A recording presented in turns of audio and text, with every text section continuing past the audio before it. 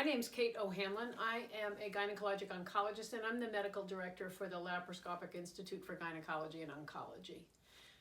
I have grown my surgical skills over the years, but in the very beginning I grew my surgical skills and learned how to tie a knot on a pelvic trainer.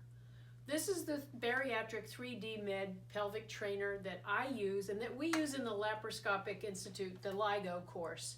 We've used it for years, and I'd like to show you how to use it so that you can grow your skills too. Laparoscopic surgery is challenging because of the loss of depth perception, tactile feedback, and because of the fulcrum effect. But it has been proven that a structured skills enhancement program will facilitate the development of resident skills in surgery. We also showed how the LIGO course's use of pelvic trainers increased use of laparoscopy. And these improvements are enduring. The pelvic trainers make a difference. And this is why we have come to use the T5 3D Med Laparoscopic Pelvic Trainer. This is the trainer that allows you to replicate the situation in the OR with regard to your trocars. So let's set one up at home. When you get your pelvic trainer in the mail from 3D Med, you'll have assembly instructions, but essentially you'll just plug in the power cord, the video monitors, and this is your on-off switch for the lights inside. And then over here is the on-off switch for the video monitor, which I'm not going to turn off. You can see that you have multiple grommets. There's 10 millimeter trocar site grommets and 5 millimeter trocar site grommets. I like to use the pelvic trainer so that it simulates my operating room. So for me, I stand on the side of it and I orient the umbilical visual port with the suprapubic site, and I will use my instruments in the suprapubic site, and then over here, similarly on the opposite side, these would be the anterior superior iliac crest sites.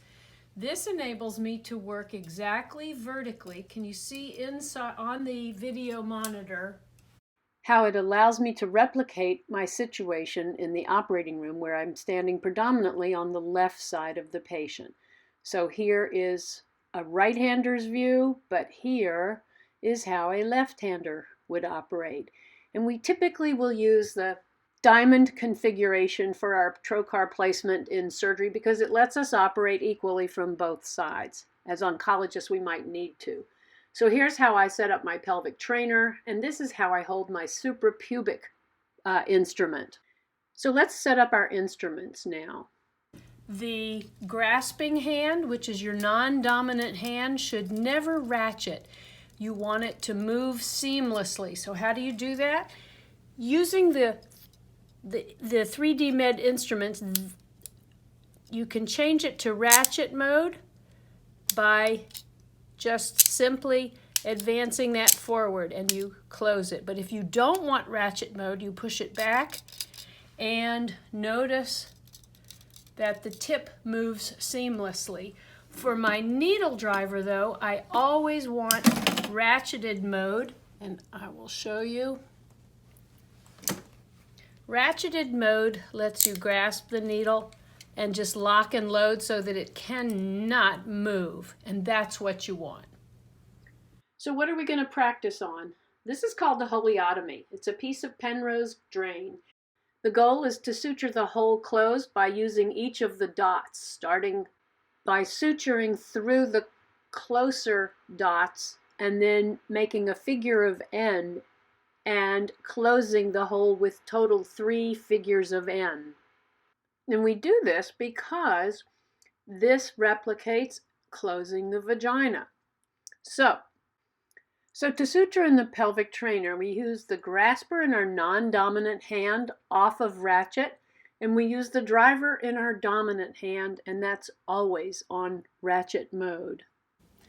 So I have my 2 instruments in the abdominal cavity. My non-dominant left hand comes from the suprapubic trocar, and if you're non-dominant right hand, you're on the other side of the patient using the non-ratcheted grasper. It does not have to be a needle driver. It could be any kind of grasper. The needle driver, however, is what on grasper mode.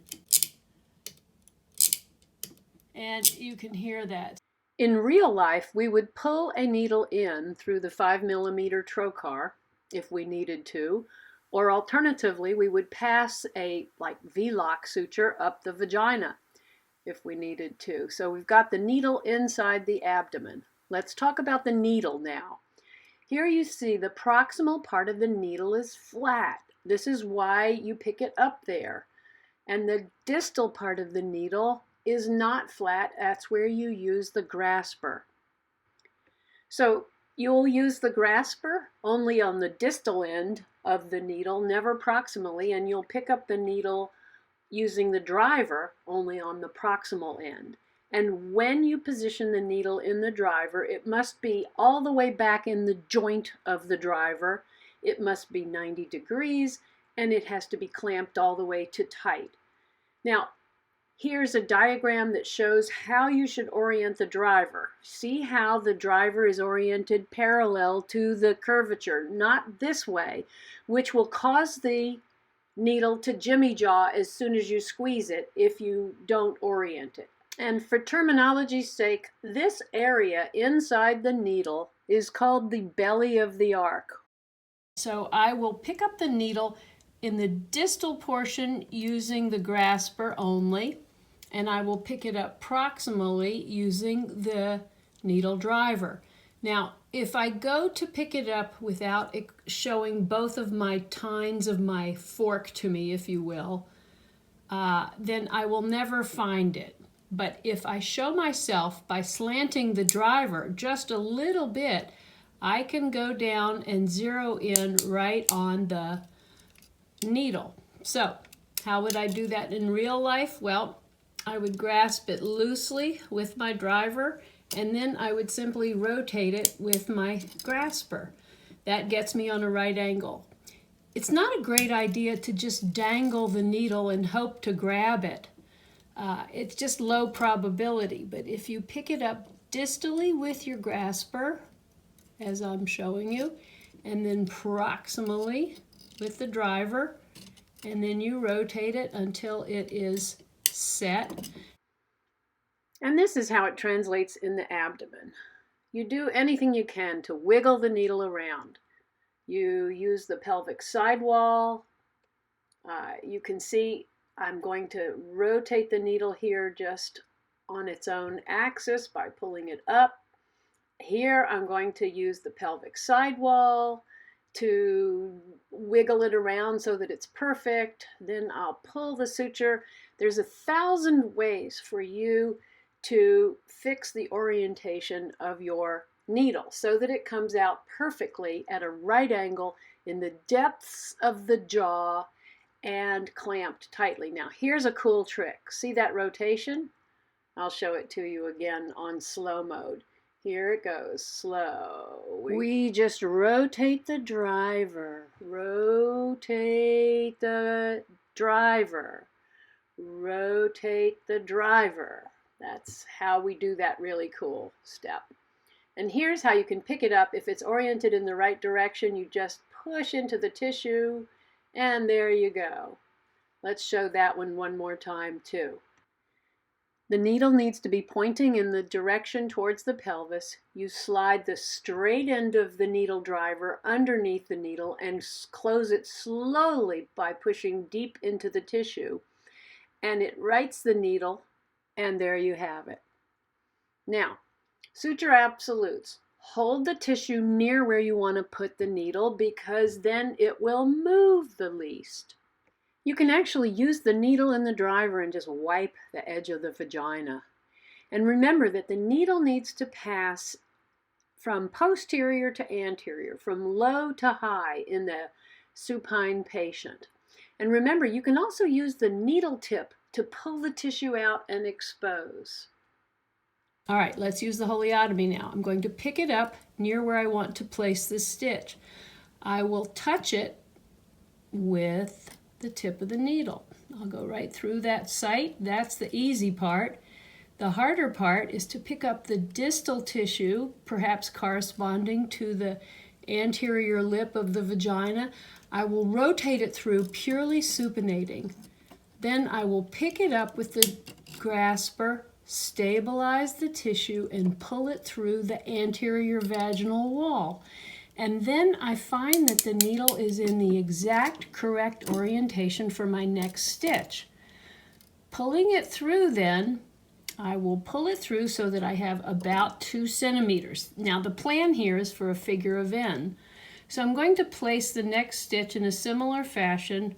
I'm going to rotate until I am touching the tip, passing it through. Let's get this out of my way. And I'll pick up the anterior lip of the vaginal cuff, and I will pass it through theoretically to come out. And this is the hard part. If you can be good at holiotomies, you will be very good at vaginal closures laparoscopically. So now you've made your figure of N and you are ready to tie a knot. So you are going to pull your suture through and leave a small tail. You are going to point the hub of the needle driver so that you can wrap the suture in the belly of the arc of the needle. Here's how it goes. So here we are now poised to tie our knot. How do you tie a square knot? The easiest way is to pull the hub of the needle towards your needle driver. Then, with the tip of your driver in the belly of the arc of your needle, remember the belly of the arc, you will wrap the needle twice and then pick up the tail. And you will disgorge it in an axial fashion, predominantly on the needle side. And let's see, can we tie this knot? Right down, there we go. I'm going to place the tail of my suture where I want to reach it across the knot from my needle driver. I will pick up the needle distally, I will wrap it again, and then lunge forward where I left the suture.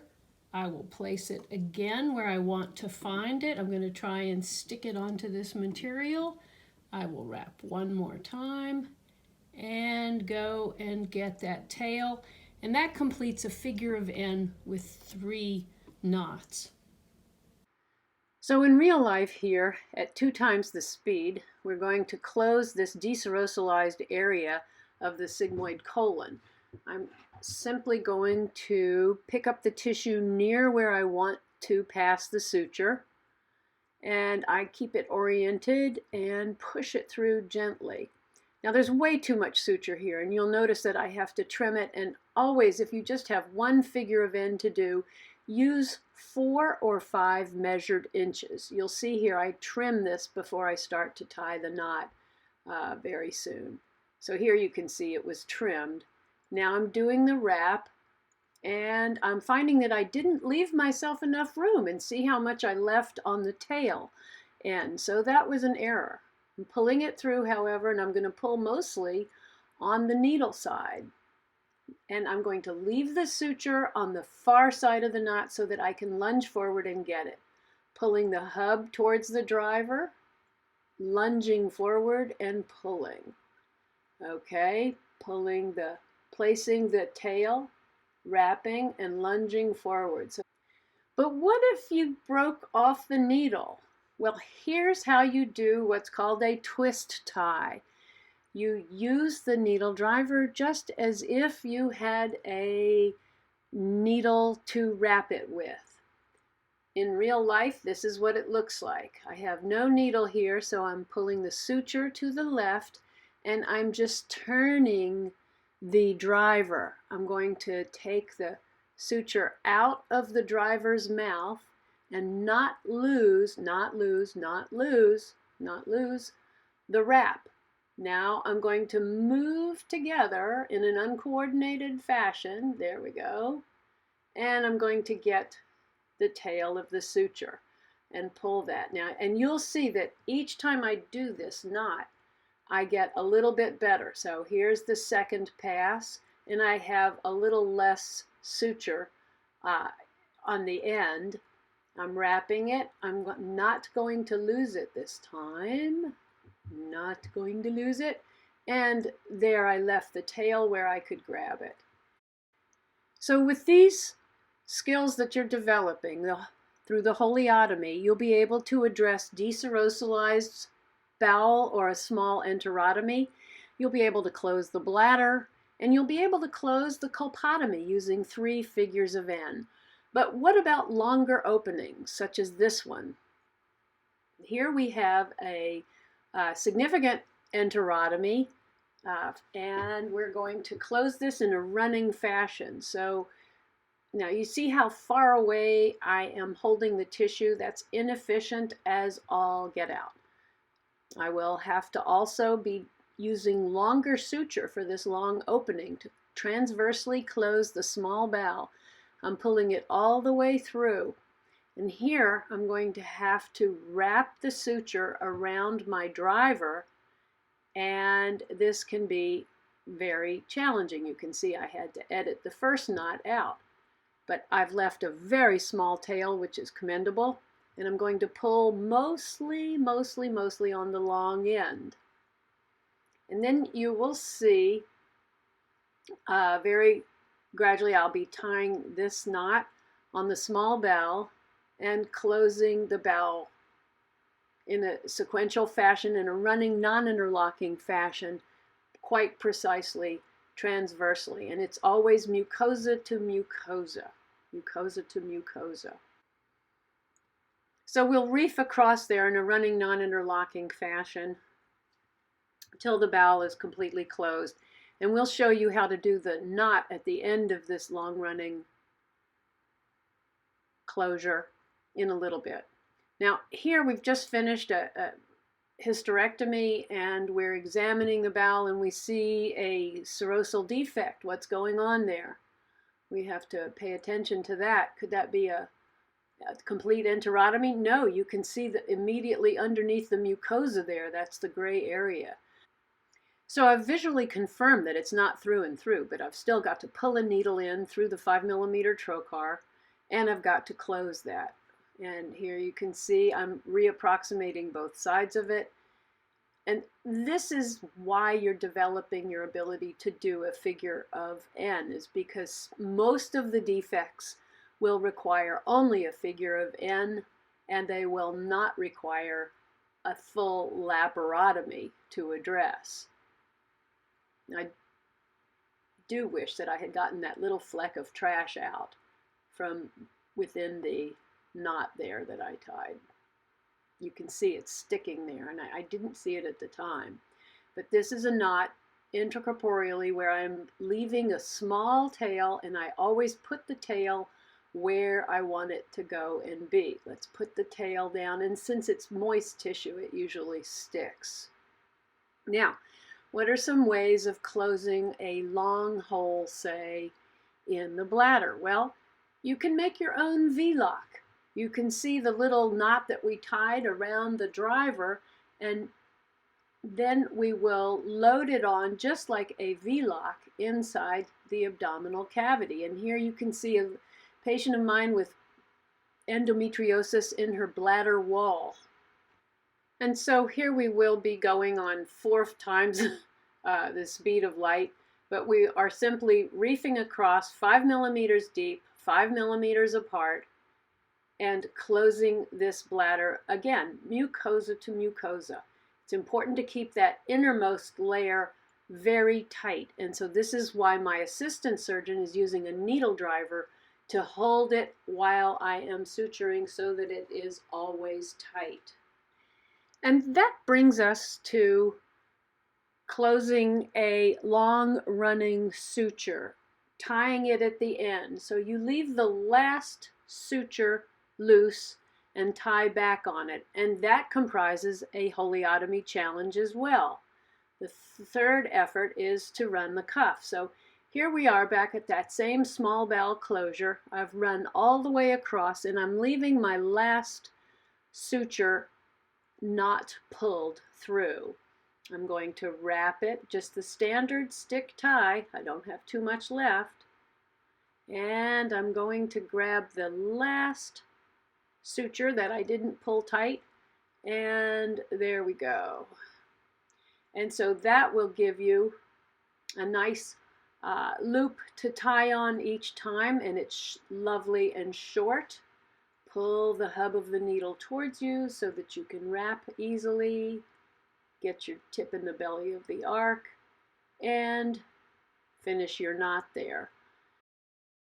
So at the LIGO course, our students will complete their holiotomies and put them up on a board under their name. So, congratulations on working on your surgical skills. I wish you all safe surgeries.